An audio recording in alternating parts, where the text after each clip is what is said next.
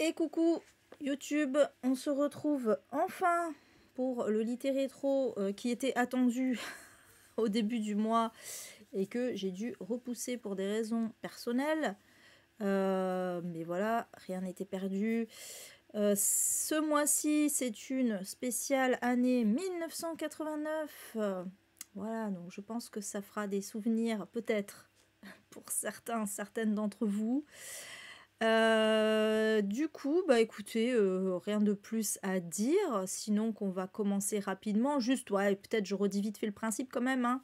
Donc, comme d'habitude, Littérétro, le principe c'est de parler des livres qui ont marqué une année entre 1950 et 1999. Voilà, on a déjà fait l'année 1999 d'ailleurs. Voilà, comme ça au moins. Et comme d'habitude, je suis en live. Et Stéphane me fait des petites propositions de futurs lives, accessoirement. Des livres rejetés avec qui les années ont bénéficié d'une seconde chance. Ah, c'est intéressant ça. Livres écrits il y a longtemps, mais qui sont restés très modernes. Oui, les livres précurseurs, ouais, ça peut être intéressant aussi. Les livres visionnaires, précurseurs aux thématiques modernes. J'en ai quelques-uns qui me viennent à l'esprit. Je pense à Dirty Weekend, par exemple. ou pas mal de classiques de la dystopie aussi, hein, pour le coup. Complètement. Mais après, ouais, réhabiliter, ça, c'est à réfléchir. Bon, voilà, en direct live, vous avez peut-être des futurs tops. Sachez que du coup, jeudi soir, ça sera un top spécial proposé par Stéphane aussi, spécial livre dépanneur, donc livres qui peuvent permettre de sortir d'une panne de lecture. Je le redirai à la fin.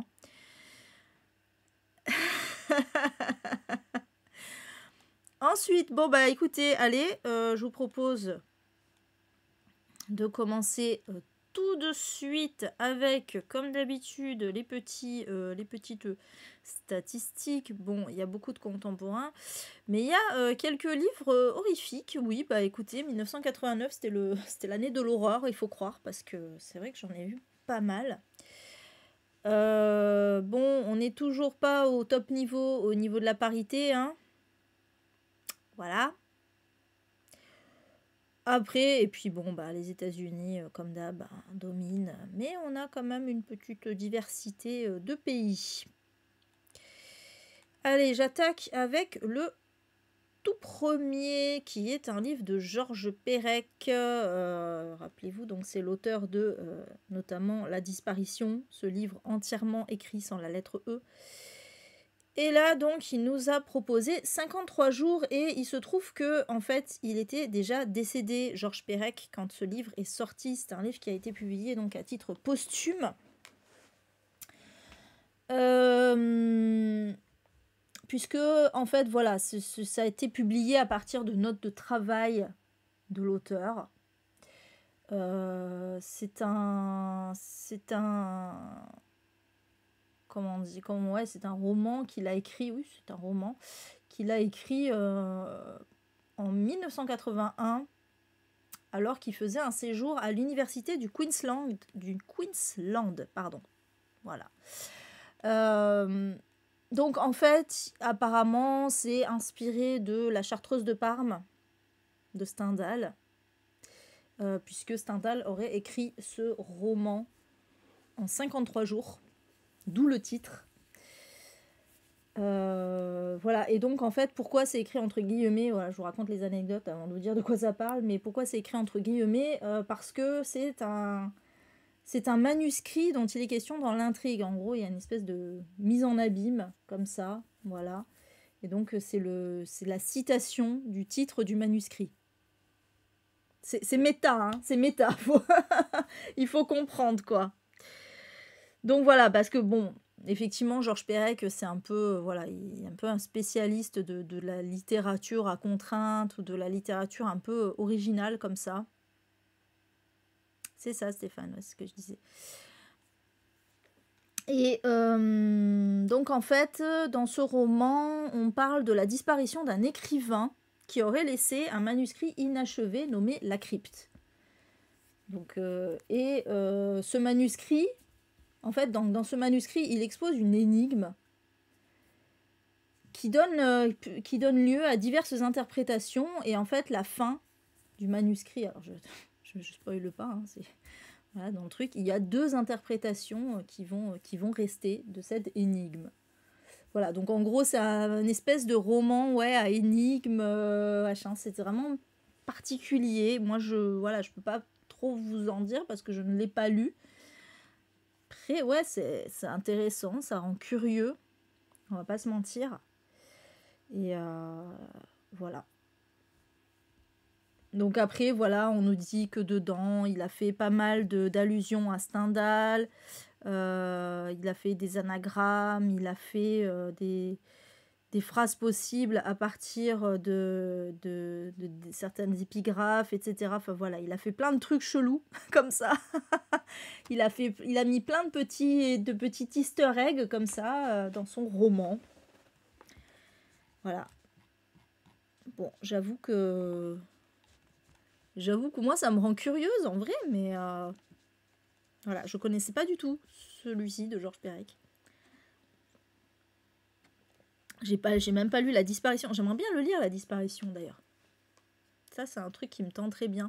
Mais bizarrement, j'ai jamais vu ce livre d'occasion. D'ailleurs, j'ai jamais vu un livre de Georges Perec d'occasion quand j'y pense. Ça doit être assez rare quand même. Hein.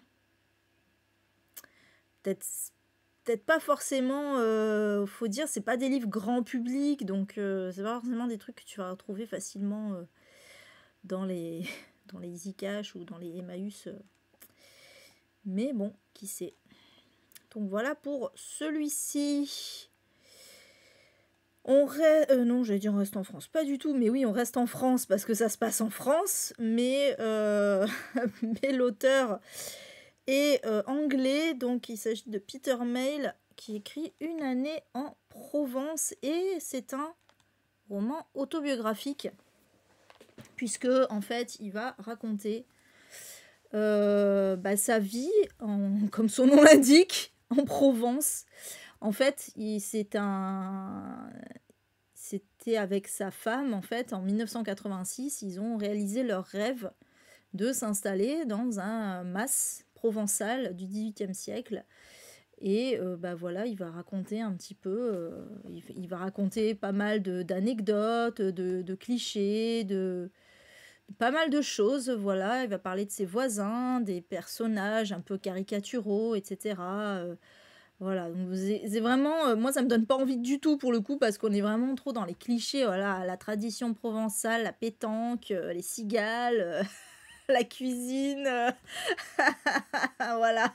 Bon, c'est bien pour les Américains, hein, j'ai envie de dire, mais bon, nous, surtout moi, qui suis quand même...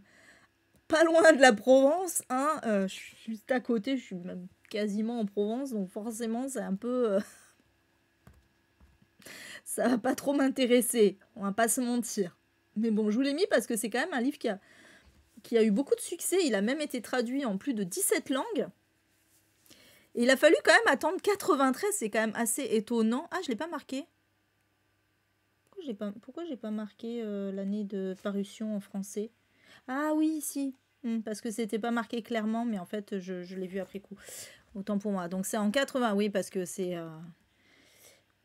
voilà. Mais je sais pas pourquoi, je sais pas ce que c'est cet éditeur, Amish Hamilton, qui a édité en version française. Mais il a fallu attendre 93 quand même pour que le roman soit traduit en français, alors que ça se passe en France, quoi. C'est quand même ouf. C'est quand même ouf. Voilà, il a remporté le prix des libraires du Québec en 1996 et ça a été vendu à plus de 6 millions d'exemplaires à travers le monde. Et ça a même été adapté en série, alors en mini-série très précisément, donc en 1993 également. Et d'ailleurs, je suis persuadée que c'est la série qui a fait, parce que c'est très souvent le cas, on le remarque d'ailleurs beaucoup dans Littérétro, quand un livre est adapté, quand un livre n'a pas encore été traduit en France, il suffit qu'il soit adapté en film ou en série pour que direct, il y a un éditeur qui disait « Eh mais attendez, il faut qu'on sorte le livre, parce que la série ou le film marche bien. » À chaque fois, c'est ça. C'est un truc de fou. Donc voilà. Coucou Babs, j'espère que tu vas bien. T'es en train de lire La boutique obscure de Perec. Ah, c'est bien. Donc voilà pour celui-ci. Ensuite, alors celui-là, je pense que vous le connaissez, moi je ne l'ai pas lu personnellement. Chocolat amer de Laura Esquivel, qui est une autrice mexicaine. Donc ça se passe, donc on est dans de l'historico-fantastique, on est, enfin, historique avec du réalisme magique, très précisément. Voilà, on est dans le Mexique du début du siècle, on est en plein dans la Révolution. Et on va suivre Tita qui est folle amoureuse de Pedro et qui va donc braver les interdits pour vivre sa passion. Et puis en même temps, donc dans le livre, il y a des recettes de cuisine. Ah, c'était l'ancêtre des... C'était l'ancêtre des Cozy Mystery, sauf que là on est dans une romance. mais voilà, il y a des recettes de cuisine. Et puis bon voilà, il y a du réalisme magique qui renvoie un peu aux grandes œuvres de la littérature latino-américaine. Voilà. Donc ça a été adapté en film sous le titre Les épices de la passion. Parce que pourquoi pas. Et voilà. Et donc, pareil, il a été énormément traduit, vendu, etc. Voilà pour celui-ci. Je ne sais pas si vous l'avez lu. Il est quand même assez connu. On va pas se mentir. Mais ouais, il est très connu celui-là, mais moi ça m'intéresse pas spécialement, honnêtement. Je suis pas épée de ouf. Ah, il est dans ta palle, Karine? Ok. Ouais, il m'a jamais. Non, mais ça se trouve, il est super intéressant. Enfin, je doute pas qu'il soit super intéressant. C'est juste que voilà, l'histoire me il peut pas comme ça.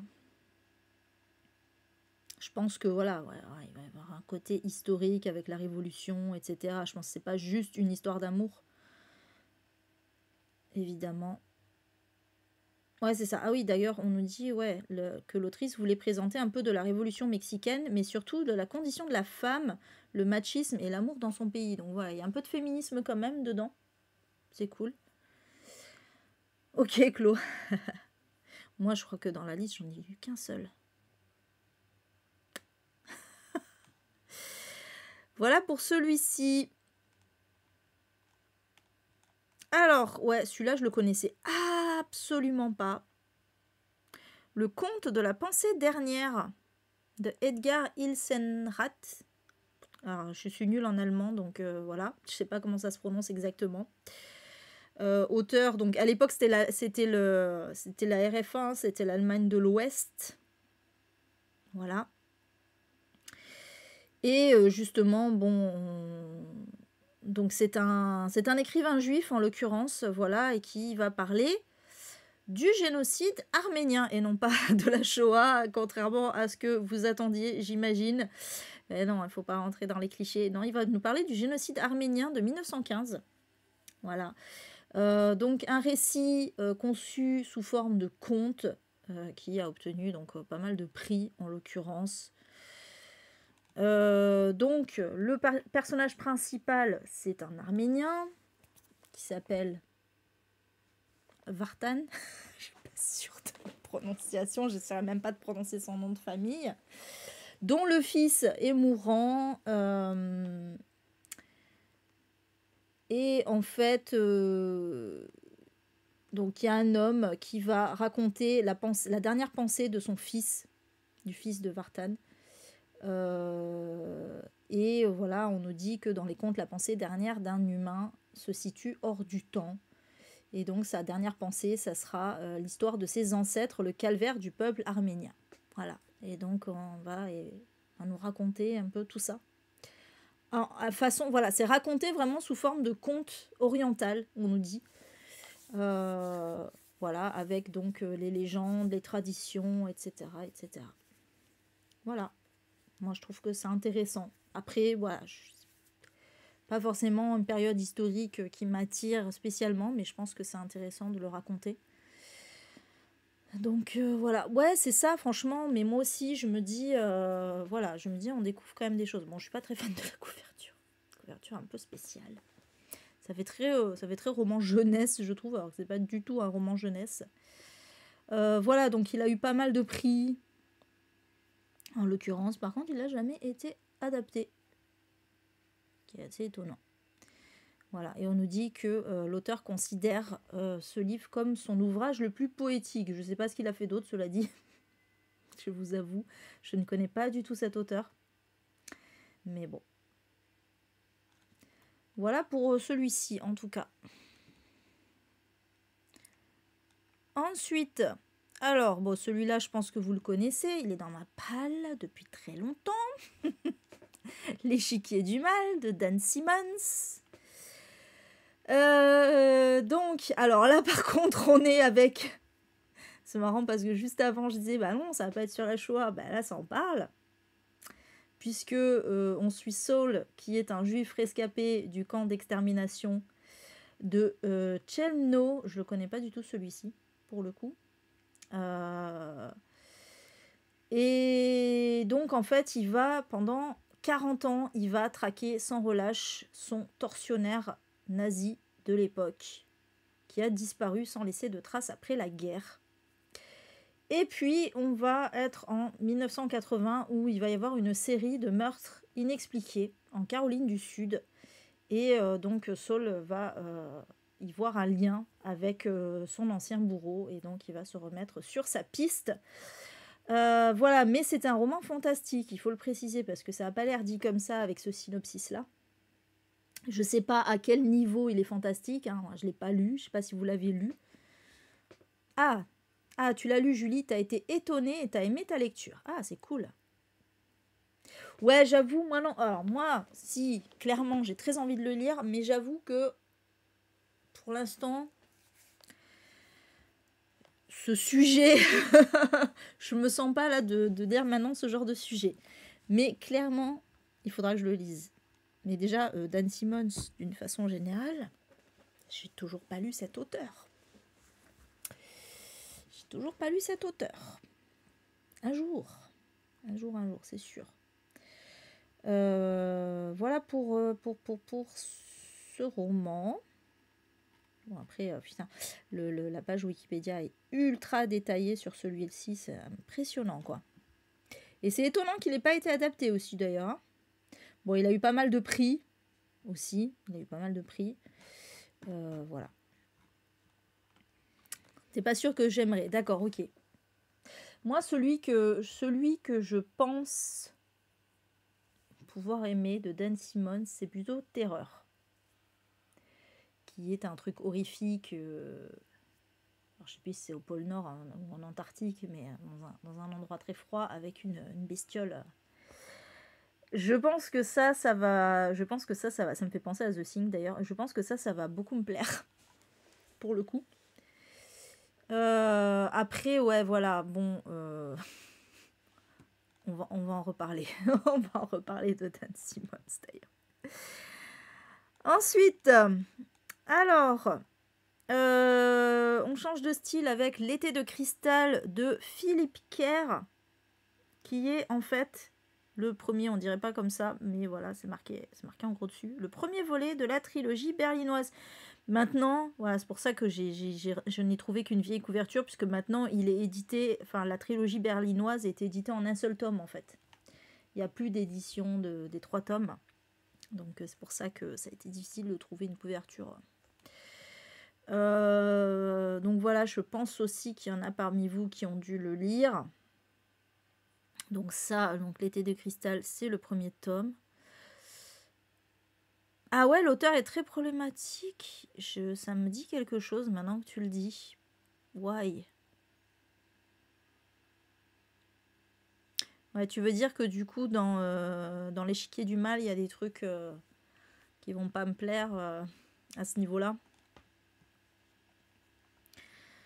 Donc, dans L'été de cristal, on est en 1936 à Berlin qui prépare les Jeux Olympiques, donc sous le Troisième Reich, on rappelle. Et du coup, on va suivre Bernard, qui est détective privé, donc on appelle Bernie, qui a quelques années plus tôt arrêté l'étrangleur Gorman, on nous dit, voilà. un célèbre tueur en série. Et donc, on va lui confier une enquête. C'est trouver la vérité sur l'incendie qui a causé la mort d'une femme et de son mari, qui se trouve être la fille donc de la personne qui va lui confier une enquête. C'est un détective privé. Donc, son client est le père de la personne décédée avec son mari. Et en plus, voilà, on nous dit qu'il y a un collier de diamants d'une grande valeur qui a disparu alors qu'il était enfermé dans le coffre-fort de la chambre des deux époux. Voilà, donc ils sont morts dans un incendie, mais le collier a disparu. Donc ce qui est un peu louche, on va pas se mentir. Et il va découvrir, donc Bernie va découvrir que l'époux qui est mort était un avocat dans la hiérarchie nazie, enfin assez haut placé dans la hiérarchie nazie, je veux dire. Et voilà, bon, je pense que je vais m'arrêter là parce que voilà, on va rentrer vraiment au sein du parti nazi. Voilà. Ça se ressent pas forcément dans ses livres, mais j'ai appris cela car il a tenu des propos racistes sur son site internet. Ouais, faudra que je vérifie, mais ça me dit quelque chose effectivement, Julie. Je crois qu'il avait été mis dans la sauce, ouais, par rapport à ça. Mais putain, ils sont tellement nombreux. Surtout, franchement, les auteurs de science-fiction, je suis désolée, mais c'est un truc vraiment... Pourquoi? En plus, ça me rend ouf parce que... Alors, du coup, ça touche pas trop les auteurs de dystopie qui sont peut-être un peu plus... souvent de gauche, hein, parce que voilà, le but c'est souvent de dénoncer des dictatures, etc. Mais par contre, tout ce qui est art d'SF et tout ça, machin, putain, les auteurs, ils sont toujours problématiques. C'est un truc de fou, quoi. Voilà, que ce soit Asimov... j'allais dire Lovecraft, c'est pas la SF, mais on n'est pas loin. Qui c'est qu'il y avait aussi? Même Damasio aussi, il est un peu problématique lui quand même.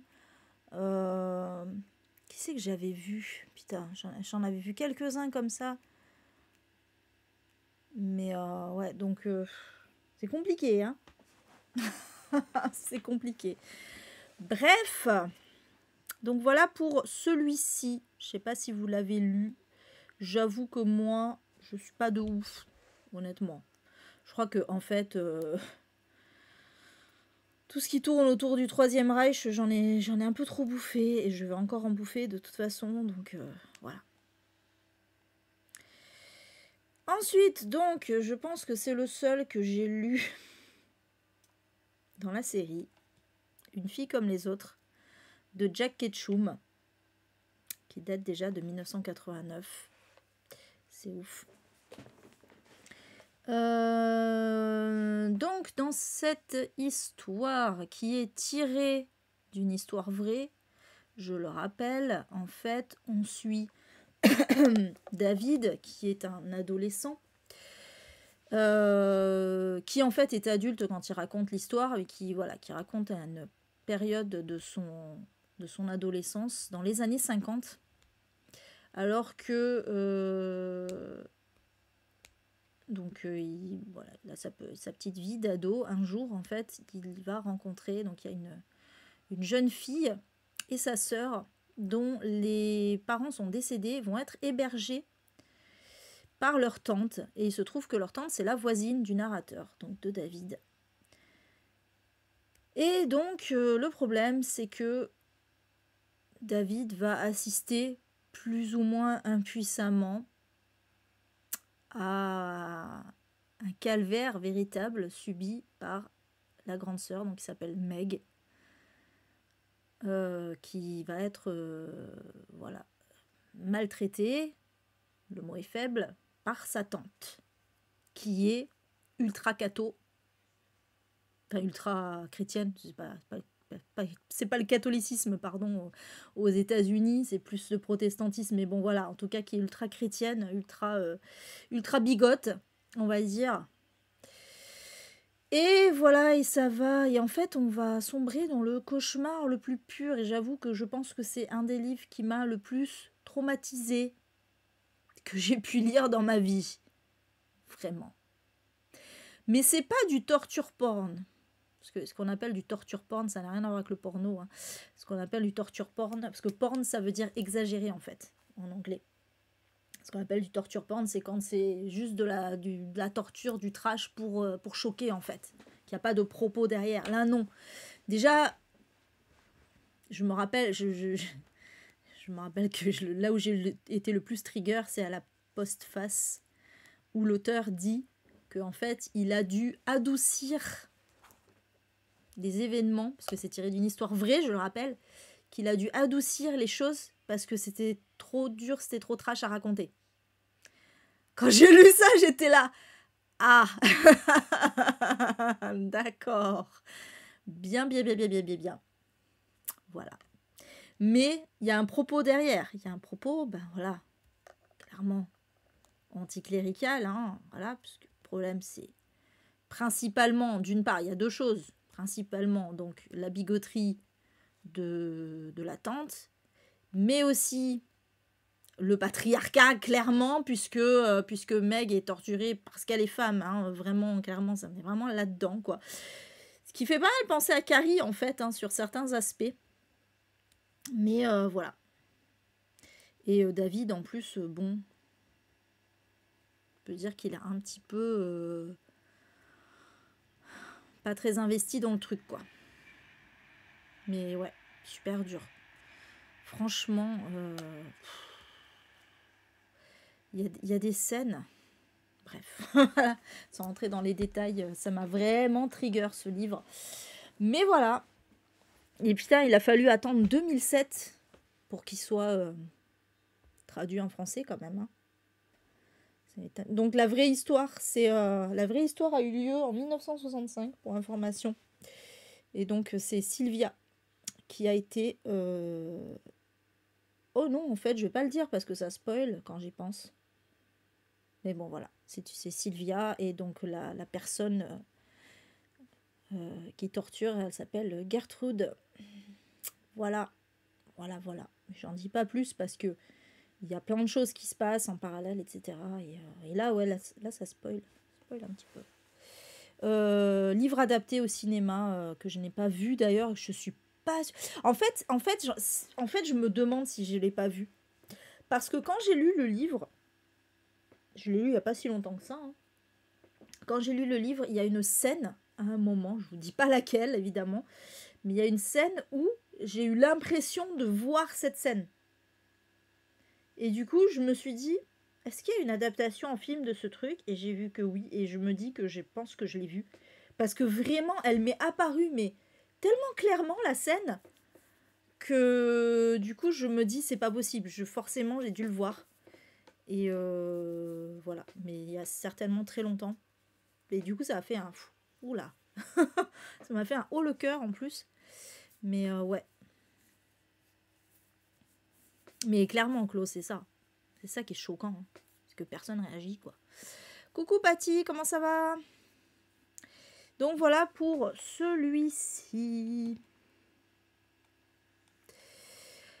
Alors, celui-là, il n'est pas très très connu, mais je voulais le mettre. Il a quand même une bonne page sur Wikipédia. Oui, ça fait partie. La longueur des pages, de la page Wikipédia, ben déjà l'existence de base, mais aussi la longueur de la page Wikipédia influe sur le fait que je choisisse de mettre ou pas le livre dans la liste. Voilà. Parce que je me dis que s'il y a une longue page Wikipédia, c'est que il est connu, qu'il y a des gens qui ont bossé dessus, qu'il y a eu des... Voilà. Donc, il y a eu des impacts. Ça va. Ben, je parlais de mes lectures au début du live. Hein, ouais, je disais que j'avais un petit peu de mal avec l'écriture du Denis Léane, mais bon, j'avance quand même. Et puis après, ça va très bien. Je carbure un petit peu en février. Voilà. J'espère que toi aussi. Donc, Fureur et Cris de femme de Angèle Rawiri. Si je suis dyslexique, ça va pas. Qui est une autrice française d'origine. Je crois qu'elle est d'origine antillaise. Attendez, je vérifie que je dise pas de bêtises quand même. Que je dise pas de bêtises. Ah non, pas du tout. Gabonaise, autant pour moi. Pardon. Voilà, déjà je dis une bêtise.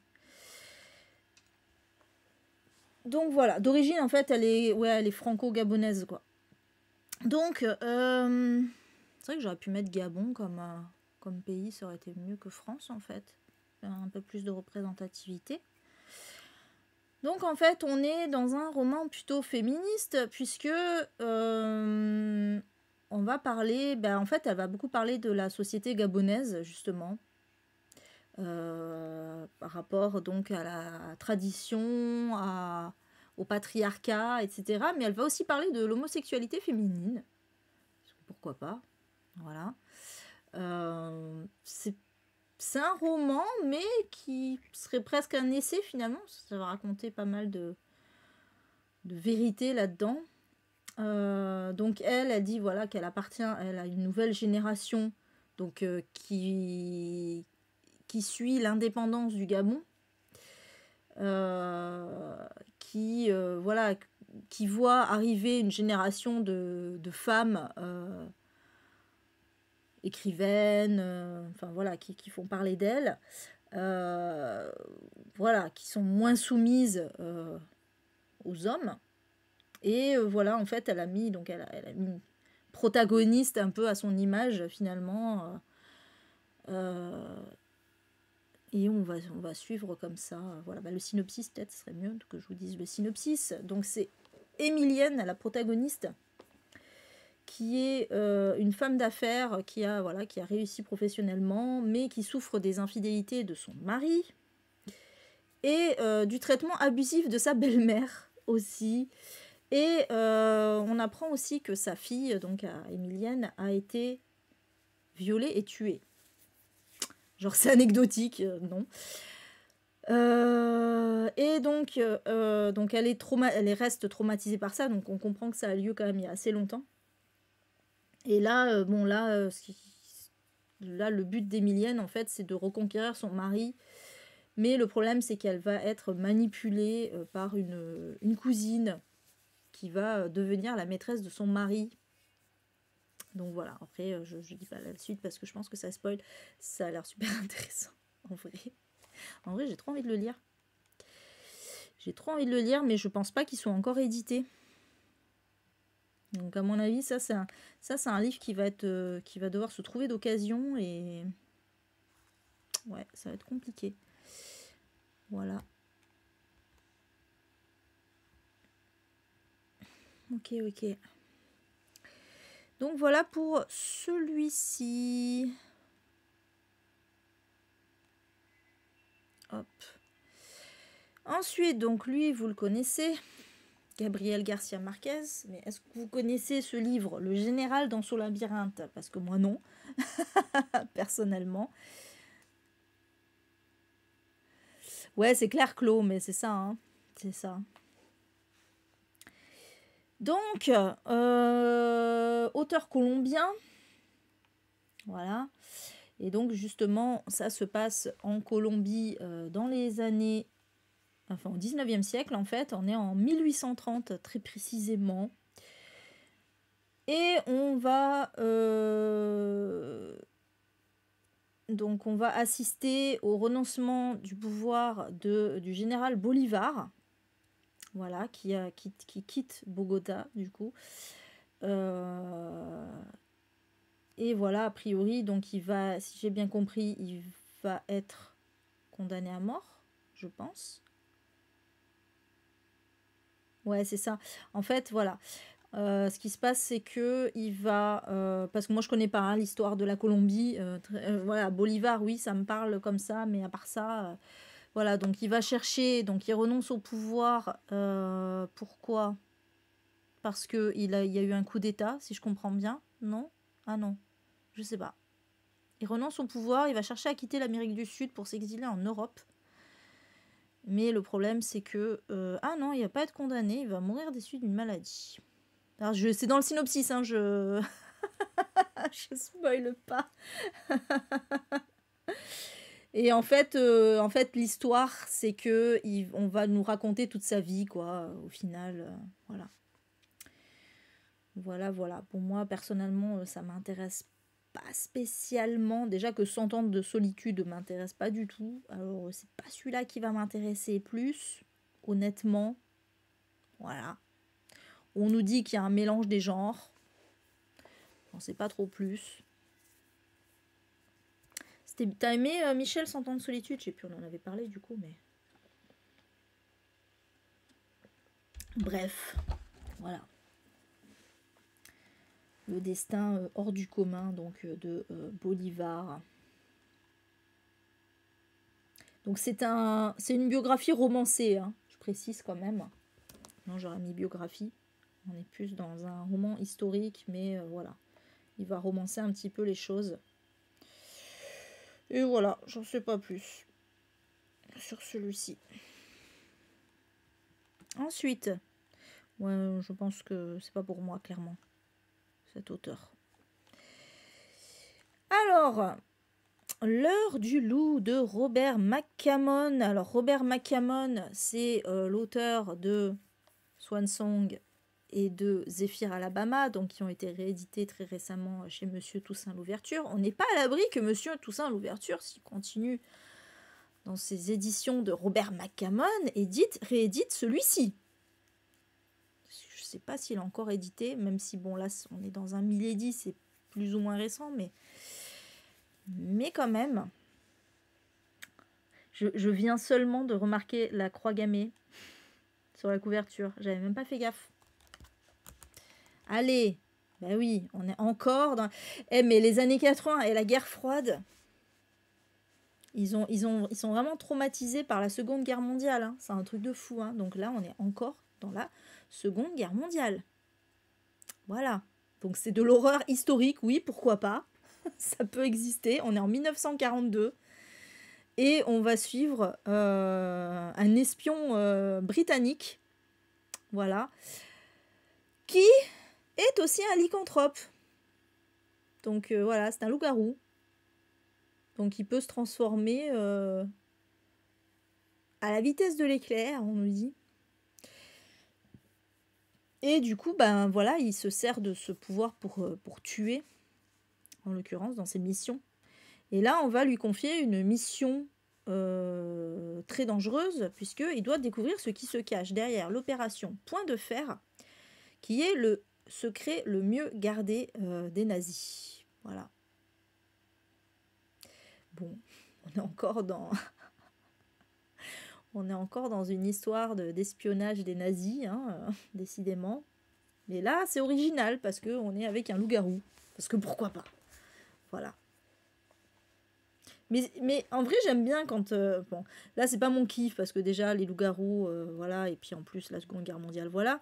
Mais j'aime bien quand on mêle historique et fantastique comme ça. Je trouve ça pas mal original. Ça me fait penser aussi à Mireille Kelmel, par exemple. Mais voilà. Voilà pour celui-ci. Donc encore une fois, oui, on n'est pas à l'abri que ce soit réédité. Qui sait? Coucou Solveig, j'espère que tu vas bien. Ensuite, donc voilà, quand je vous disais qu'on allait reparler de Dan Simmons, bah oui, parce que c'est pas moins de 2 livres de lui qui sont sortis cette année. Donc Hyperion, le premier tome donc de son cycle, de son saga Hyperion, hein, du même nom. Donc là, on est plus dans la SF et même dans le space opéra. Voilà, donc il y a 4 tomes, Hyperion, la chute d'Hyperion, Endymion et l'éveil d'Endymion. Et donc dans cette histoire, on est au 28e siècle. La meuf a mis 2 secondes pour déchiffrer les chiffres romains. On est au 28e siècle. Et donc on a une confédération des planètes qui s'appelle l'hégémonie, et cette hégémonie, elle est menacée. Donc on va suivre un groupe d'humains rebelles qui a fondé une nouvelle civilisation dans l'espace et qui semble préparer l'invasion de la planète Hyperion. Et pendant ce temps, sur cette planète, justement, on a donc les tombeaux du temps, ce qu'on appelle les tombeaux du temps, je ne me demandais pas ce que c'est, qui sont en train d'entrer en phase avec le présent. Donc j'imagine que ça doit être une histoire de voyage dans le temps.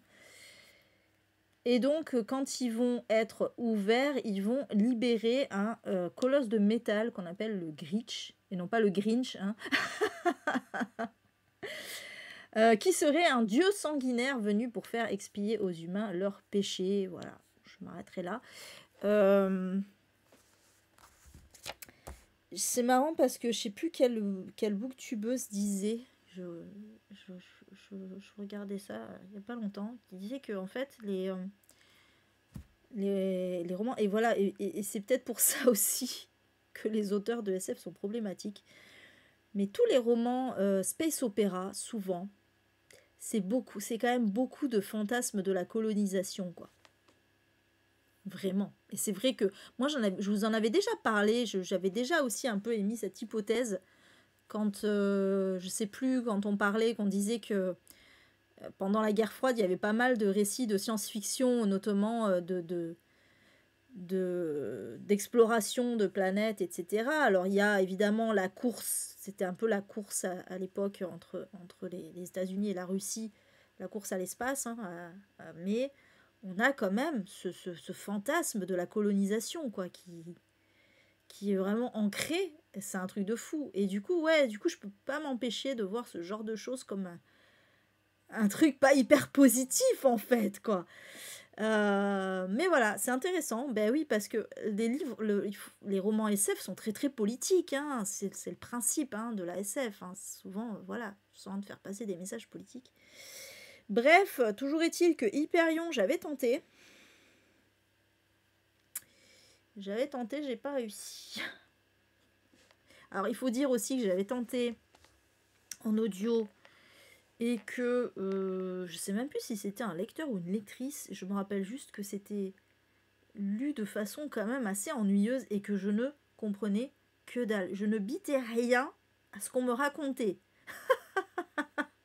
C'était un truc de fou. Du coup, au bout d'un moment, je suis là, je comprends rien, ça me saoule. Je vais arrêter là. Non, franchement, oui, c'est de la RDSF. Après, voilà, ce qui est fou, c'est qu'il y a quand même beaucoup de gens, hein, qui érigent Hyperion en chef-d'œuvre, hein. Ils disent, il faut absolument lire Hyperion, c'est fabuleux et tout. Moi, franchement, je pense que c'est pas pour moi. Clairement, je me connais, je sens que ce n'est pas pour moi. Voilà, je veux bien que vous me disiez que c'est un chef-d'œuvre, tout ça, mais nope. Donc voilà, encore une fois, Dan Simmons, franchement, je pense que le seul que je vais lire, à mon avis, hein, c'est Terreur, qui est un gros pavé, hein, cela dit. Mais voilà.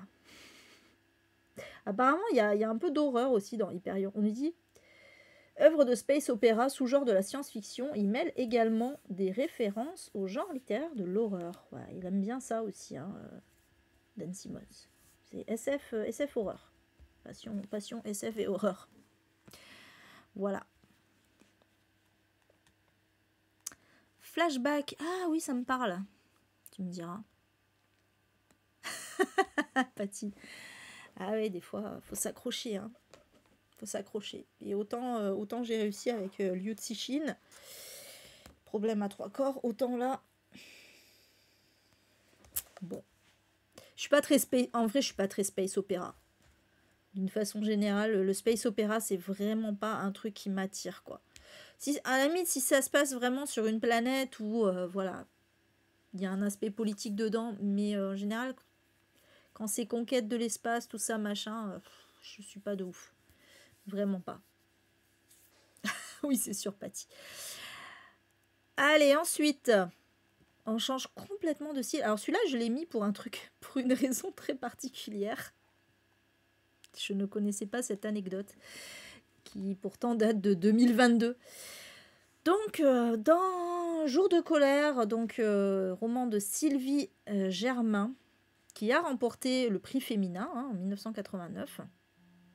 Donc en fait, on est dans les forêts du Morvan, et on va suivre donc des gens qui travaillent en harmonie avec la nature, on va dire, hein, donc bûcherons, bouviers, flotteurs de bois, tout ça. Voilà, un peu dans la solitude aussi. Et on nous dit que, en fait, là-bas, bon, les gens sont en colère et même l'amour prend des accents de colère. J'ai un peu peur de ça, mais... et justement, bah voilà, j'ai raison d'avoir peur puisque on va assister à un féminicide. Donc, c'est un riche propriétaire qui va égorger son épouse. Et voilà, donc là, ça va créer un genre de folie dans cet environnement un peu vraiment éloigné de tout, quoi. Et donc, voilà, on est vraiment dans un truc où, voilà, qui mêle solitude et violence. C'est vraiment un peu le principe du roman. Et voilà, c'est particulier quand même. Et en fait, l'anecdote, c'est que ce livre a été, un extrait de ce livre, très précisément, a été proposé comme sujet au bac de français, donc un sujet de commentaire de texte au bac de français 2022. Et il se trouve que, en fait, je rigole, mais en vrai, c'est pas drôle, que l'autrice a subi du harcèlement de ouf de la part d'élèves mécontents parce qu'ils trouvaient que c'était trop difficile. je rigole tellement parce que c'est un peu absurde, mais voilà. Et donc l'auteur, elle s'est pris des trucs dans la... alors qu'elle y est... l'autrice, pardon, alors qu'elle y est pour rien, l'autrice, quoi. Elle s'est pris une shitstorm de ouf parce que les élèves du bac français trouvaient ce sujet trop difficile. Voilà, et du coup j'ai lu l'extrait. Bon, je vous le dirai pas, je l'ai pas sous les yeux d'ailleurs. Bon, alors voilà, après j'ai 40 balais, j'ai pas 17 ans, mais c'était pas si difficile que... Enfin, je veux dire, c'était pas dur à lire. Après, c'est peut-être dur à commander, encore que non, parce qu'on est vraiment, justement, c'était le principe du... Je crois que ça tournait autour du lien entre l'homme et la nature, etc. C'était par rapport à ça, l'extrait. Bon, bref, voilà, je voulais juste vous raconter ça. Moi, ça m'a intriguée pour le coup. D'un côté, ça me donne envie de lire. D'un autre côté, j'ai un peu peur. J'ai vu un peu le style d'écriture. Je suis pas sûre que ça me plaise. C'est un peu l'ancêtre du nature writing. Coucou Nelly. Je suis pas sûre que ça me plaise. Mais bon. Voilà pour celui-ci. Ensuite, autrice très connue, Anne Rice, bien sûr, avec La Momie, donc qui est un roman à part. Hein, c'est un petit one-shot, celui-ci. C'est un roman d'horreur historique, décidément, voilà. Puisque donc là, on est au début du XXe siècle, et on va suivre un archéologue anglais qui va découvrir une momie qu'il pense être celle de Ramsès le Grand.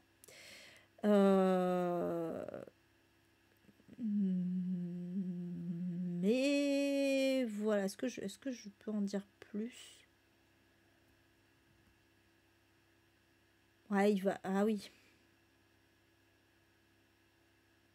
Il va y avoir une histoire d'amour dedans. Voilà. Et en fait, on est dans un truc fantastique puisque on va avoir une résurrection de momie. Voilà, de Ramsès en l'occurrence, visiblement, si je comprends bien. Oui, c'est ça.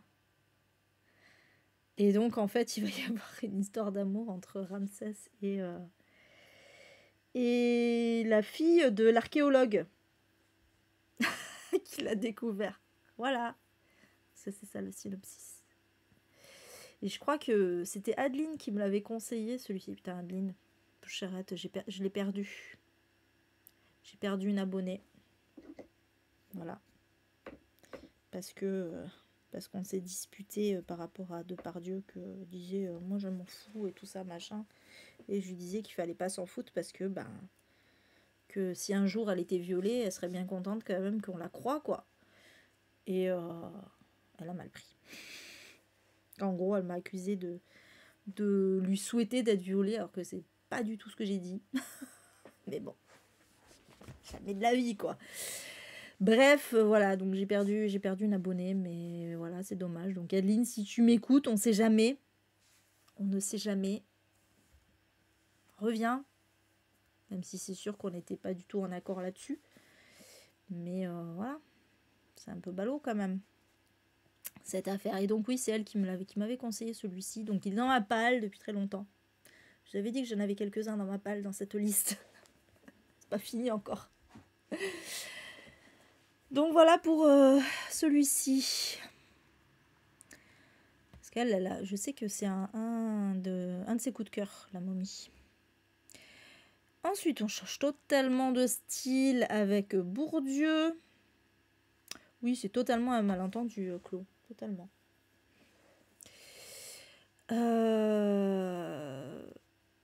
Donc Bourdieu, la noblesse d'État. Donc voilà, on est dans un essai. Donc Bourdieu, c'est celui qui a écrit notamment La domination masculine.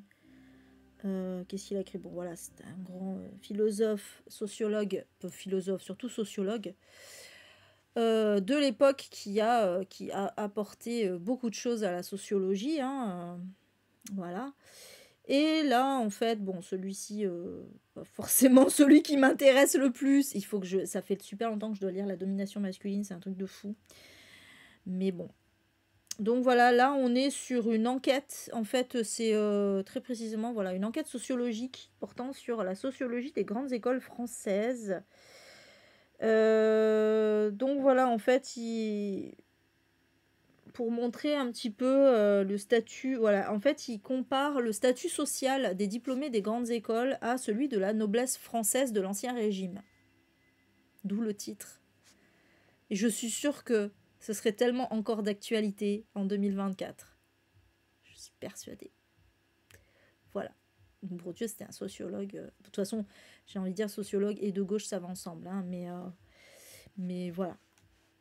Clairement, il a vraiment beaucoup apporté à la sociologie d'aujourd'hui. Donc voilà. Mais je pas grand-chose à rajouter là-dessus. Hein. Voilà, après, c'est pas celui que j'ai le plus envie de lire, clairement. Mais voilà.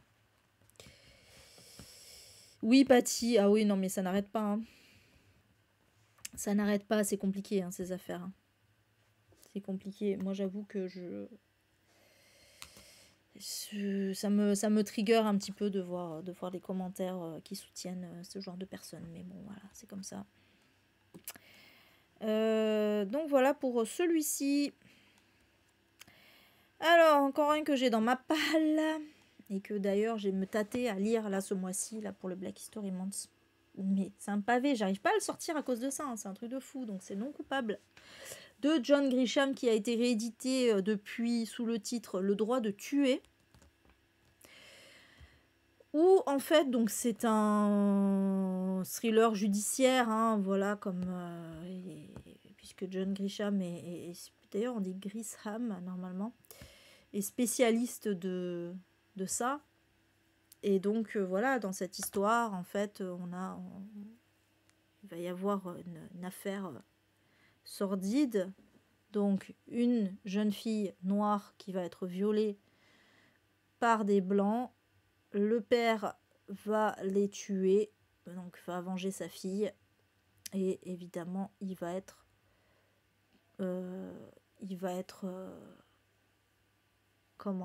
arrêté. Et il va y avoir un procès et évidemment, tout le monde va vouloir sa mort. Mais il va y avoir un avocat donc qui va tenter de sauver cet homme. Voilà. Film sorti en 1996 avec Matthew McConaughey, quand même. Et Sandra Bullock et Samuel L. Jackson. Rien que ça. Voilà. Ah ouais, c'est vrai, tu n'y arrives pas avec cet auteur. Mais tu sais que je ne l'ai jamais lu parce qu'il me fait peur un petit peu. Ah, il est très prenant. Ah bah peut-être que du coup, il est très prenant. Mais j'avoue, autant en fait, pour le coup, la thématique me hype de ouf. J'ai vraiment très envie de le lire. Après, j'ai un peu, voilà, c'est vraiment, j'avais un peu peur de l'écriture et du côté pavé aussi, hein, voilà. Mais il faudra que je le tente. En plus, il est ok du polar, du coup. je l'aurais même pas lu. Mais c'est pas grave.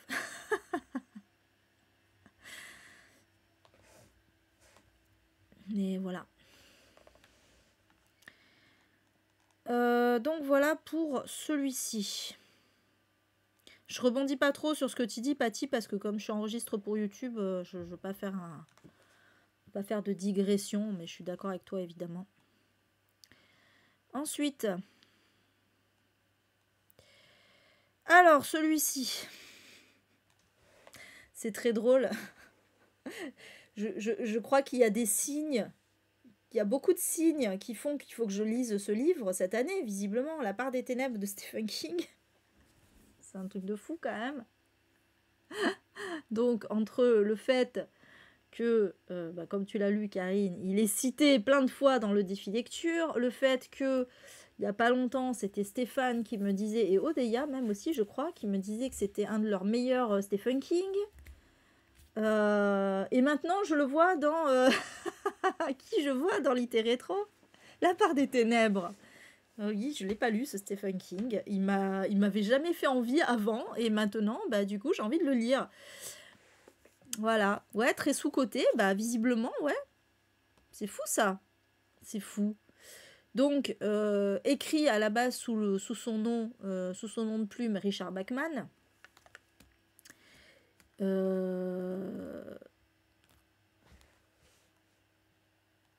Hop. Non, je suis pas sûre qu'il soit écrit sur Richard Bachman, celui-là. Non, en fait, pardon, je dis une bêtise. C'est parce qu'en fait, il venait d'être démasqué de son nom de plume, Richard Bachman. Et justement, voilà. Et en fait, ça a été une réaction, voilà, c'est ça. C'est que c'est un roman, visiblement, réaction à cet épisode de sa vie où il écrivait sous le pseudonyme de Richard Bachman. Voilà. Mais il n'a pas écrit celui-ci sous le pseudonyme de Richard Bachman. Autant pour moi. Sorry. Donc en fait, ouais, dans cette histoire, on suit un écrivain américain. Donc évidemment, ça se passe dans le Maine, hein, qui est sorti d'une longue... C'est lui, hein, c'est complètement lui, qui est sorti d'une longue période d'alcoolisme chronique et qui va connaître un succès avec des romans de facture assez classique, mais qui va quand même rester peu connu du grand public, finalement. Voilà, c'est plus un succès d'estime. Mais il va prendre un pseudonyme de George Stark, et il va écrire des romans ultra violents, notamment autour d'un tueur en série qui nomme Alexis Machine, qui eux vont connaître un grand succès.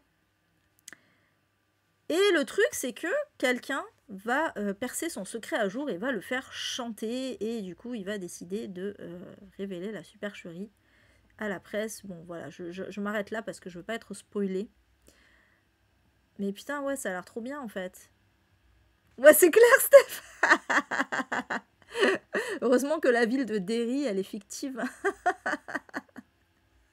En fait, je suis sûre que si la ville de Derry existait, putain, combien de gens iraient là-bas en pèlerinage, quoi.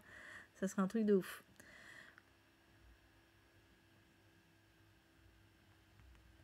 Donc, ouais. Le thème du double est bien traité. Le film est bien aussi. Ok. Ouais, il y a un film, effectivement. Donc, il a reçu, donc le livre a reçu le prix Locus du meilleur roman d'horreur. Ah non, pardon. Faut que j'arrête de lire les trucs de travers. Il a été nommé au prix Locus et en fait, il a terminé deuxième derrière L'échiquier du mal de Dan Simmons. C'est rigolo. Donc voilà, et donc oui, adaptation, voilà ce que j'allais dire, adaptation en film par George Romero. Rien que ça. Voilà. La nuit des morts vivants, tout ça. Donc ouais, du coup, c'est pareil, un film, je sais pas si Kim, mais je pense qu'il l'a vu. Je pense qu'il a dû le voir, Kim. Je sais pas s'il est bien, le film. Mais bon, George Romero, à mon avis, ça doit être quali quand même. Hein. Ça doit être quali. Pourquoi j'ai mis 93 ? C'est 92. Pardon. Pourquoi j'ai mis 93 ? Non, c'est 92 le film. Hein. Autant pour moi. Petite coquillette. Ah ouais, c'est vrai, c'est un état qui est tout près du Québec. Bah oui, il est tout au nord, le Maine, effectivement. C'est au nord-est. Donc voilà, ouais, du coup, voilà, bon, j'ai compris qu'il fallait que je le lise cette année. Je sais pas, peut-être en octobre. Mais oui, clairement, ça m'a trop donné envie de le lire. Et c'est vrai qu'en fait, il est trop méconnu, celui-ci. Hein. Je savais même pas de quoi il parlait.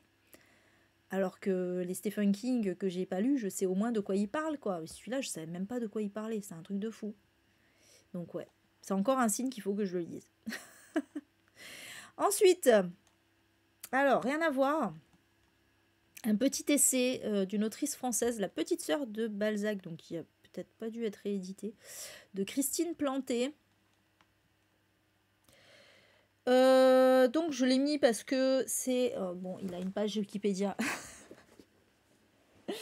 Non, je l'ai mis parce que c'est un essai justement sur les femmes. C'est un essai sur la femme... alors, il a écrit la femme auteur, il y a la femme autrice du coup, mais voilà, c'est un essai sur la femme autrice, très précisément.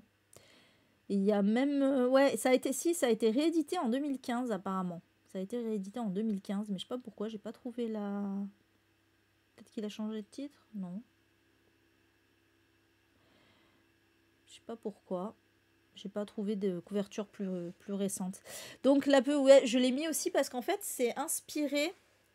cet essai est inspiré de celui de Virginia Woolf, donc Une chambre à soi, que j'ai lu, que j'avais beaucoup aimé. Donc, dans Une chambre à soi, en fait, Virginia Woolf parle de la condition des autrices. Donc, ils mettent autrice quand même. Donc au 19e siècle, hein, c'était voilà, à l'époque. Et du coup, là, pareil, on va... Non, c'était pas au 19e siècle, c'est elle qui parle du 19e siècle. Enfin, je sais pas. Putain, j'ai lu Une chambre à soi et... Bon, ça parle de la condition des autrices, en tout cas. Dans Une chambre à soi, en fait, Virginia Woolf, voilà, elle se plaint. Le titre Une chambre à soi, c'est qu'elle se plaint de ne pas avoir un endroit à elle pour écrire, parce que les femmes étaient principalement cantonnées au foyer, et en fait, donc elles n'avaient pas de bureau, elles n'avaient pas d'endroit spécifique pour écrire, donc elles avaient voilà la cuisine, la chambre, c'était la chambre conjugale, et voilà, et donc justement elle se plaignait de ça, et que même quand elle allait à la bibliothèque exprès, alors je sais plus, soit elle se faisait refoule, enfin bon, il y avait tout un truc comme ça. Et donc là pareil, en fait elle va parler aussi la petite sœur de Balzac, Christine Planté va parler de ça également. Voilà, ouais, donc voilà, c'est ça. En fait, elle analyse la situation des écrivaines au 19e siècle. Notamment, voilà, par rapport au fait qu'il y ait eu des mouvements féministes à l'époque, et pas mal d'évolutions dans la société. Et donc, elle va parler un peu de tout ça, donc du contexte. Alors que Virginia Woolf parlait aussi évidemment du contexte historique de l'époque, mais était plus centrée sur elle quand même. Là, peut-être ça va être un peu plus universel, je ne sais pas. Bref, voilà, pour celui-ci. Alors ensuite, celui-là je l'ai mis parce que c'est un auteur qui est connu pour une autre œuvre, en l'occurrence. Donc Le Pic des Ténèbres de Roger Leloup. Et Roger Leloup, peut-être que son nom vous dit rien comme ça, mais si je vous dis Yoko Tsuno, je pense que ça doit vous parler. Voilà, donc Roger Leloup, c'est l'auteur de Yoko Tsuno. Donc cette fameuse série de bandes dessinées avec série SF en fait, hein, avec une jeune femme japonaise qui va se retrouver à voyager dans l'espace, tout ça. Voilà. J'en ai pas trop lu des Yoko Tsuno, moi. J'étais déjà quand j'étais ado, j'étais pas fan de SF. J'étais pas fan de space opéra déjà. Donc voilà. Et puis je suis persuadée que ça doit être blindax de clichés racistes là-dedans. On va pas se mentir, hein. Peut-être bienveillant, mais raciste quand même, je suis sûre. Un mec blanc qui écrit sur une femme japonaise. Voilà. Donc. Là, on est avec Le Pic des Ténèbres, qui est un roman cette fois, hein, pas une bande dessinée.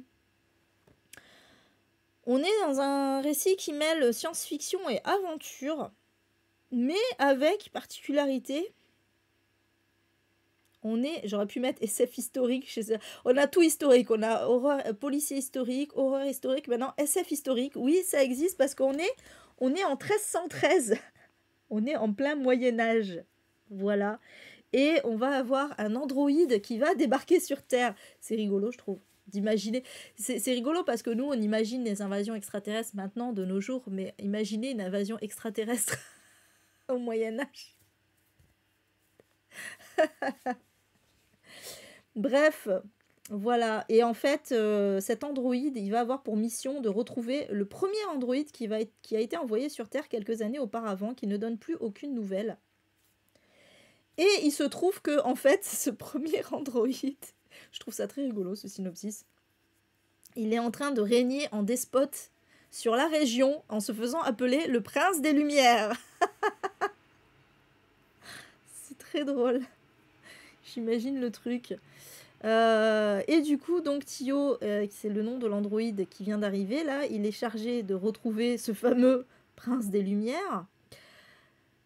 Et en fait, du coup, Tio a été doté d'une logique très humaine, et donc il va copier un modèle de femme pour prendre une apparence humaine. Et donc voilà, et en fait les deux femmes, puisque donc du coup il va jeter son dévolu sur une femme en particulier qui s'appelle Ambre, et les deux femmes vont se retrouver donc dans des aventures où en fait il va falloir percer le secret d'un château. Voilà, j'en sais pas plus. Ça a l'air rigolo. Bon, c'est du jeunesse, hein. J'ai oublié de préciser, hein. C'est du jeunesse. Voilà.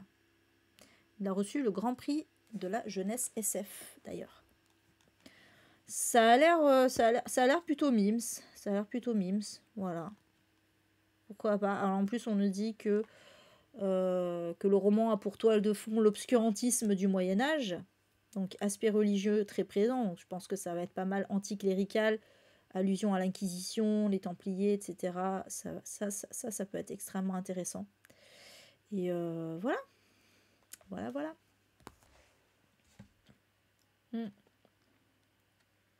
Bah ouais, pourquoi pas. Ça a l'air pas mal. Voilà pour celui-ci. Ensuite, bon, bah si, il y a celui-là que j'ai lu aussi. Voilà, j'en ai pas lu qu'un seul. Ah, j'en ai lu 2. Je l'avais oublié. Les piliers de la Terre de Ken Follett. Bien évidemment. Donc là, on est dans du pur... On est encore au Moyen-Âge. Mais là, on n'est pas dans de la SF. On est dans du pur historique. On est au XIIe siècle en Angleterre. Angleterre ravagée par la guerre et la famine. Et donc, on va suivre toute une palanquée de personnages dans cet univers qui luttent pour le pouvoir, pour la gloire ou simplement pour survivre. Hein. Et voilà, donc grosse saga. Grosse saga, mais tellement passionnante. Là, pour le coup, le pavé, je ne l'ai pas senti passer, quoi. Là, c'est un gros pavé, mais on s'ennuie pas. Il y a zéro longueur. Il se passe toujours des trucs. C'était assez passionnant.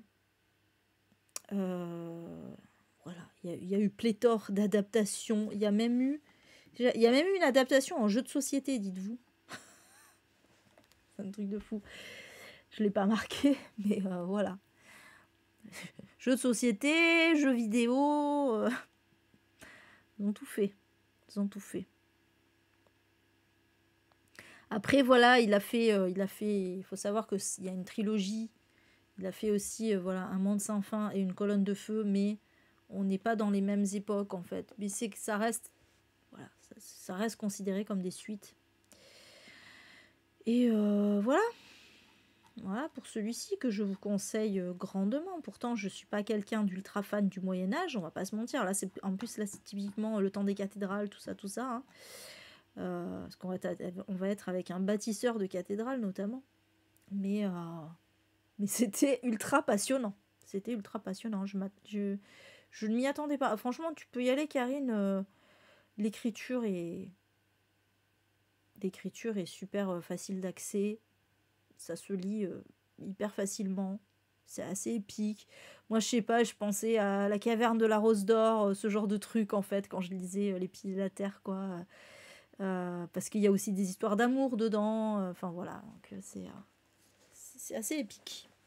Voilà pour celui-ci. Donc, le deuxième que j'ai lu de la sélection. C'est vrai qu'en général, quand j'ai réfléchi, en général, j'en ai lu 2 à chaque fois dans la sélection. Dans la vingtaine de livres. Voilà, 10%. J'ai lu 10% des livres de littérétro. C'est déjà bien. Ah bah ouais, carrément. Carrément, Karine. Coup de cœur pour toi, Patty. Ouais. Ah, j'ai pas vu de retour négatif sur celui-ci, honnêtement. Ah ouais, c'est vrai. Page Turner. Ouais, je crois que Ken Follett, de base, c'est quand même assez Page Turner dans le genre. Parce que le genre historique, c'est quand même pas trop un genre qui se prête au Page Turner, on va pas se mentir. Mais Ken Follett, il arrive à en faire des Page Turner. Il est fort, le gars. Après, je sais pas si c'est de l'historique, le troisième jumeau, tu vas me dire. Parce qu'il fait pas que ça. Mais voilà. Voilà pour celui-ci. Ensuite, alors celui-là, ça passe sous sa case, visiblement. Une prière pour Owen de John Irving. Celui-là, j'ai vu autant de bons retours que de mauvais. C'est un truc de fou. Donc, dans cette histoire... Ah, d'accord. Ok, Chloé, c'est intéressant. On peut pas donner le genre. Ok, ça j'aime bien l'idée, ça. Je vais me pencher dessus, alors. Donc, dans une prière pour Owen, en fait, on va suivre 2 jeunes gens. C'est John et Owen, justement, qui grandissent ensemble dans une petite ville de Nouvelle-Angleterre. On est dans les années 50-60. Et en fait, c'est John qui va nous raconter cette histoire quelques années plus tard. Voilà, donc il va nous raconter tout ce qu'ils ont vécu, tous les deux. Donc la vie de collégien, les premiers émois amoureux, la guerre du Vietnam aussi, mais voilà, mais aussi bien sûr leur amitié, principalement. Et voilà. Bon, je vous avoue que moi, il me tente absolument pas, mais je sais que voilà, il y a des gens qui considèrent que c'est un chef-d'œuvre. Ouais, toi, beaucoup de mal. Et après, oui, j'ai vu autant de gens qui disaient que c'était chiant à lire, enfin voilà, qui ont vraiment eu du mal avec celui-ci, quoi. Moi, clairement, je pense que c'est pas pour moi. On va pas se mentir. Donc ça a été adapté en film sous le titre de Simon Birch. Pour la précision. Voilà. En 1998. Voilà. Moi, non. Clairement pas. C'était lequel? Ah oui, il y avait aussi Le Monde selon Garp. Pareil, Le Monde selon Garp aussi. J'ai vu autant d'excellents retours que de gens qui m'ont dit oula, c'est spécial et tout. Je sais pas s'il est pour moi cet auteur. Je sais pas s'il est pour moi cet auteur, John Irving. Voilà. Ah, il est Mims ce roman, mais trop de longueur, donc abandon. Bon, d'accord. Ok. Ouais. Moi, Mims, c'est clair que ça va pas me suffire, quoi.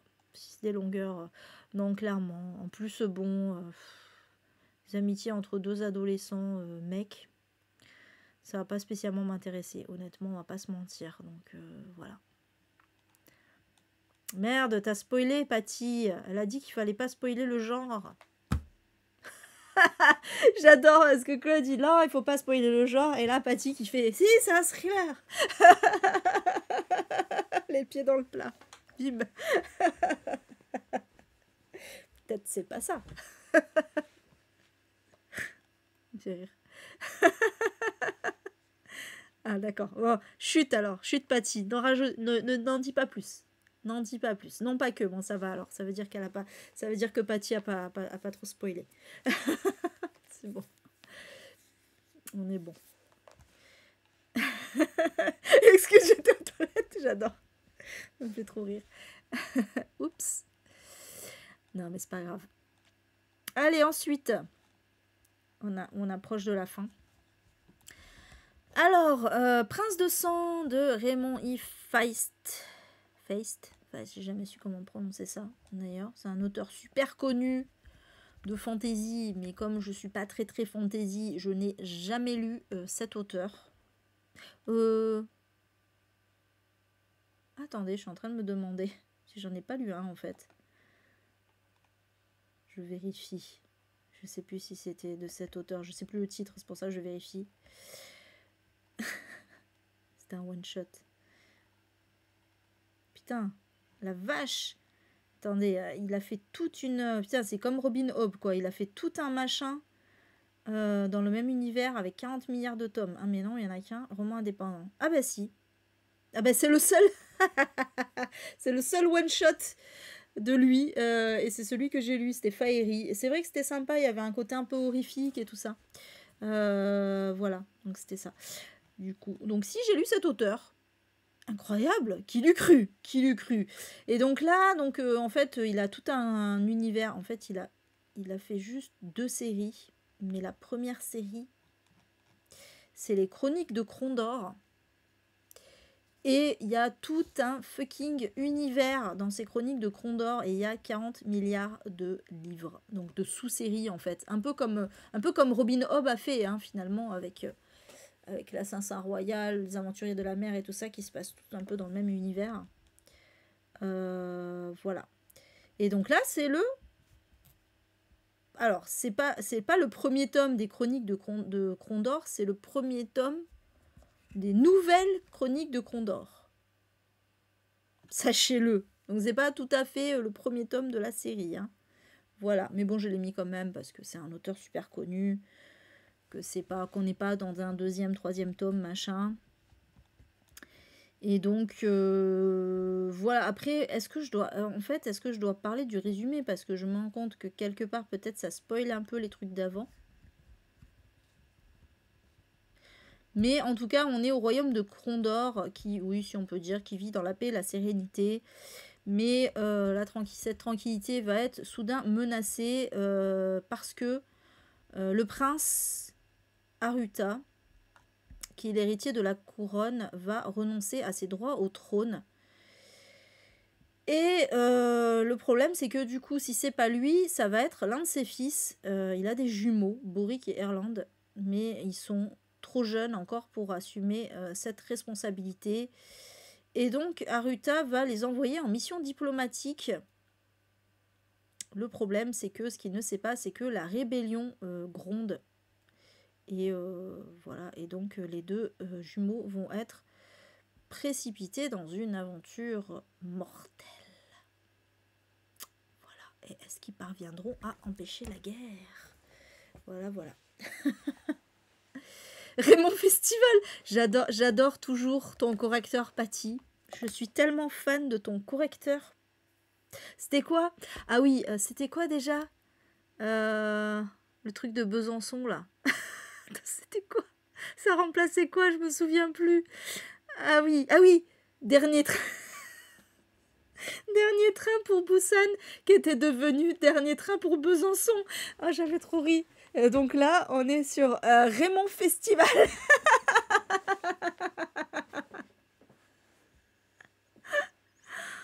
J'adore. Putain, j'adore. Ton correcteur est vraiment magique. Il en faut plus des comme ça. En fait, il faut que tu laisses parler ton correcteur à chaque fois. Ça va nous donner des trucs trop drôles. Mais voilà. Steph, j'ai lu Le Prince de sang mêlé, mais pas celui-là. Oui, c'est vrai. Celui-là, c'est Le Prince de sang tout court. Il n'est pas mêlé, celui-là. Oh, purée. Donc, voilà. C'est vrai, t'as pratiquement tout lu de Ken Follett. T'es une ouf, Patty. Patty nous fait un festival, c'est ça. Donc voilà pour celui-ci. Pareil, il a fallu attendre 2003. Et Brajlon, ils ont édité pas mal de trucs au début des années 2000. Ils ont dit, allez, on y va. C'est bon. Donc voilà. Ensuite, on change totalement de style. Avec les 7 habitudes des gens efficaces de Stephen R. Covey, qui a été d'abord traduit en français sous le titre « Les 7 habitudes de ceux qui réussissent tout ce qu'ils entreprennent ». Bon, vous le sentez, hein, le gros truc de développement personnel qui a fait un putain de carton, voilà, vendu à plus de 15 millions d'exemplaires dans 38 langues. Voilà, donc vraiment le gros carton de la cartonnasse en 1989. En tout cas, voilà, fin 80, début 90. Hein. Et donc, bon voilà, moi c'est pas du tout mon truc. En plus, j'imagine trop le truc de qui ferait un bon post sur LinkedIn aujourd'hui. Putain que je déteste LinkedIn avec tous ces machins là de comment enfin du bien, pas le bien-être au travail, mais justement c'est pas le bien-être au travail, c'est l'inverse, c'est comment entreprendre, machin, tout ça. Enfin voilà, ça me fait rire quoi. Et donc là donc le livre va énumérer 7 principes qui, s'ils sont établis en tant qu'habitude, sont censés aider une personne à gérer efficacement son quotidien et ses projets dans tous les aspects de son existence, donc que ce soit professionnel, familial ou civique. Voilà.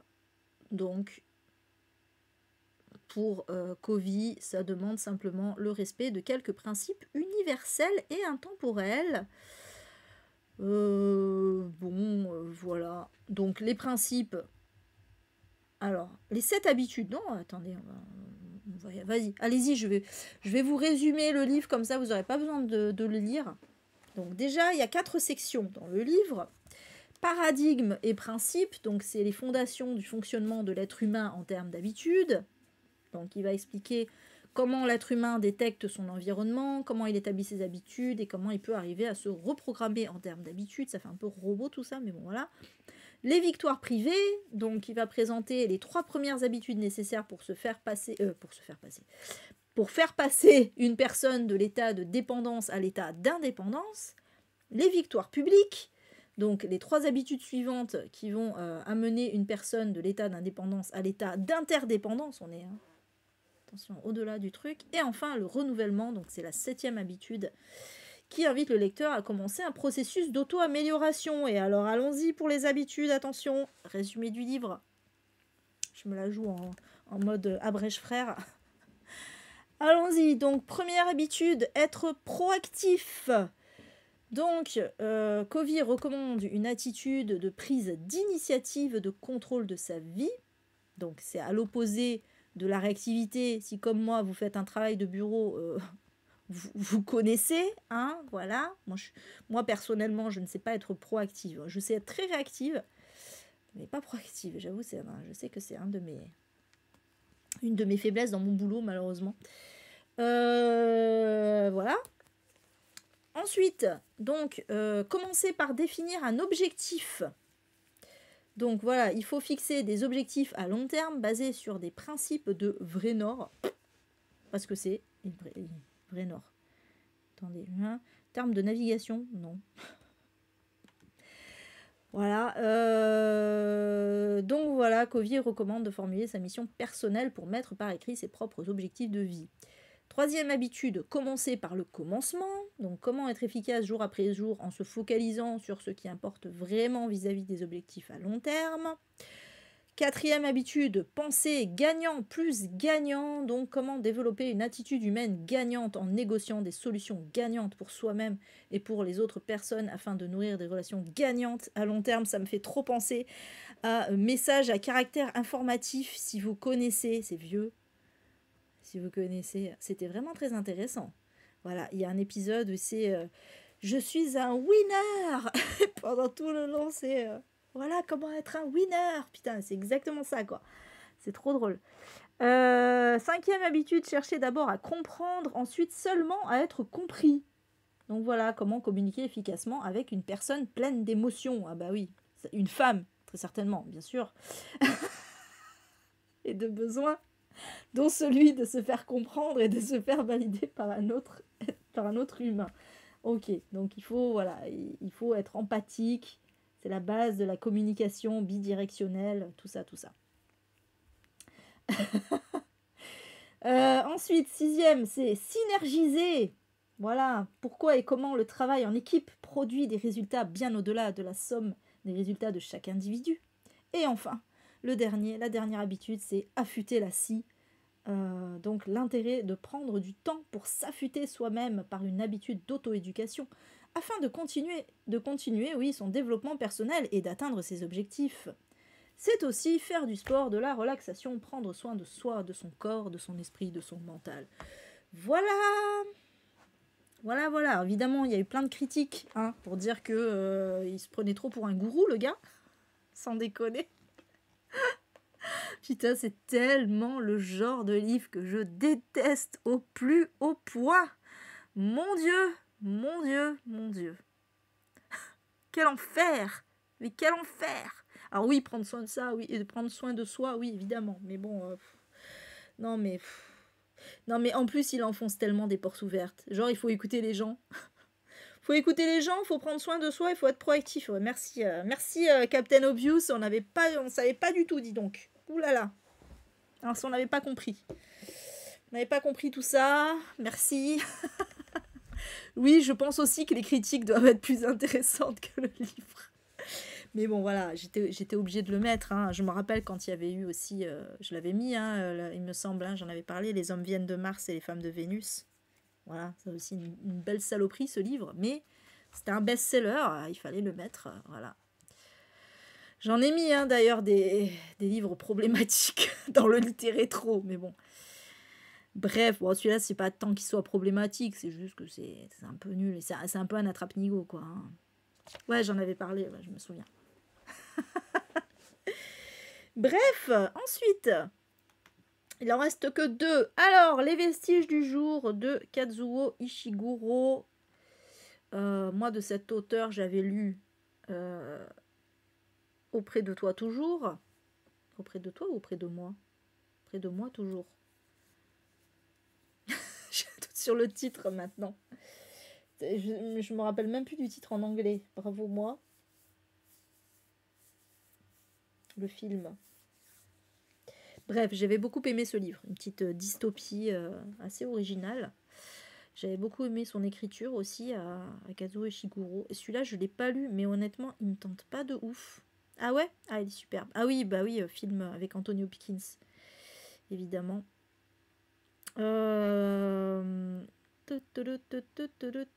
Alors, donc, dans cette histoire, on va suivre James, qui est un vieux majordome, qui va partir en voyage pour revoir une femme qui était autrefois gouvernante à ses côtés.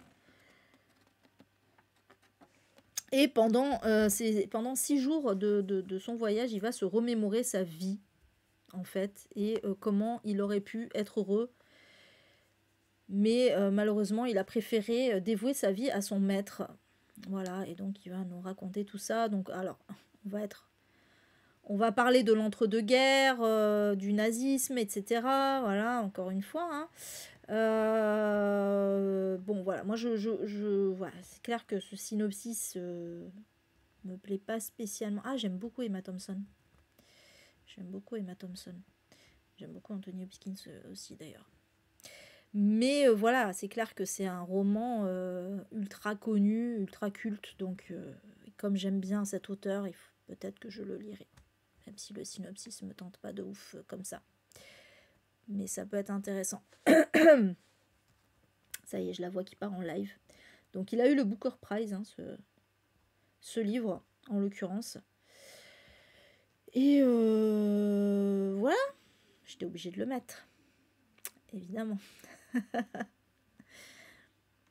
Elle est dans ta palle, Michel. Toi aussi, Karine. Ok. Ben moi, il n'est pas du tout dans ma palle.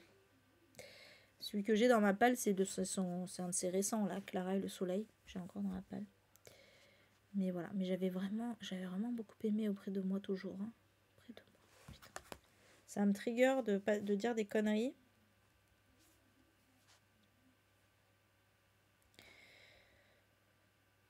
Auprès de moi toujours. C'est bien ça. Auprès de moi toujours. Et juste le nom. du film, de l'adaptation, c'est Never Let Me Go. Voilà, Never Let Me Go. C'est qui est le titre original d'ailleurs. Voilà. C'est juste, j'avais un trou, je voulais me rappeler de ça. Bref, voilà pour celui-ci. Et enfin, le tout dernier der.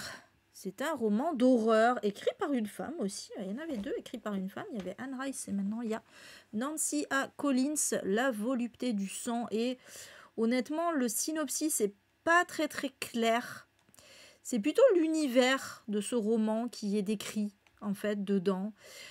Puisque donc on est dans un monde imaginé par l'autrice où les vampires sont l'espèce dominante. Et en fait, on a un ensemble de créatures en fait, dont les vampires sont l'espèce dominante. Et il se trouve que toutes ces créatures ne sont pas connues officiellement. Enfin, disons que les hommes les prennent pour des légendes, ne savent pas que ça existe vraiment, comme nous actuellement hein, d'ailleurs. Voilà. Enfin, comme ce serait le cas si les vampires existaient vraiment, bien sûr.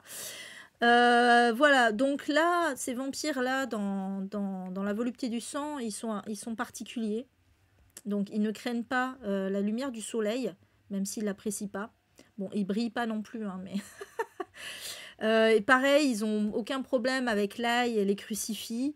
Par contre, ils craignent l'argent, un peu comme les loups-garous. Voilà.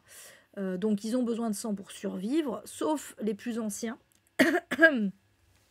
Qui, eux, les plus anciens, en fait, ils préfèrent se nourrir des affects de leur proie. C'est un peu comme Pennywise dans ça, hein, j'ai envie de dire. Voilà, ils ont d'importants pouvoirs de guérison, une force et une vitesse décuplées, des capacités télépathiques hors du commun, un peu comme dans Twilight.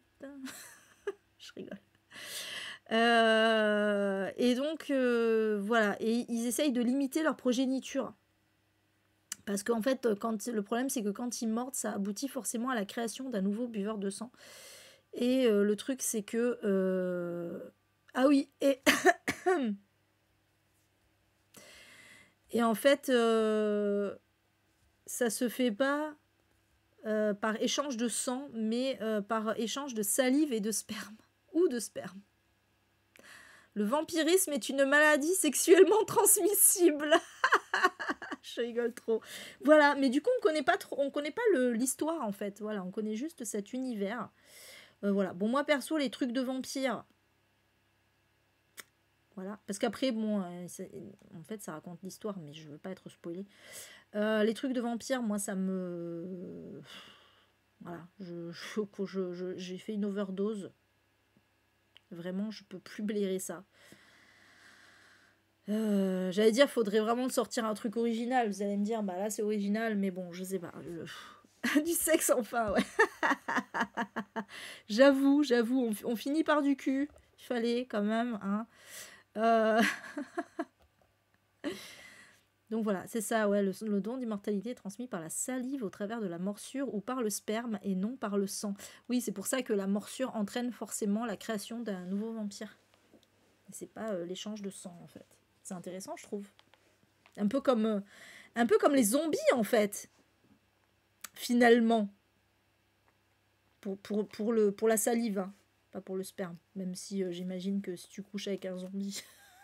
je veux pas savoir. Pourquoi est-ce que j'ai des idées comme ça?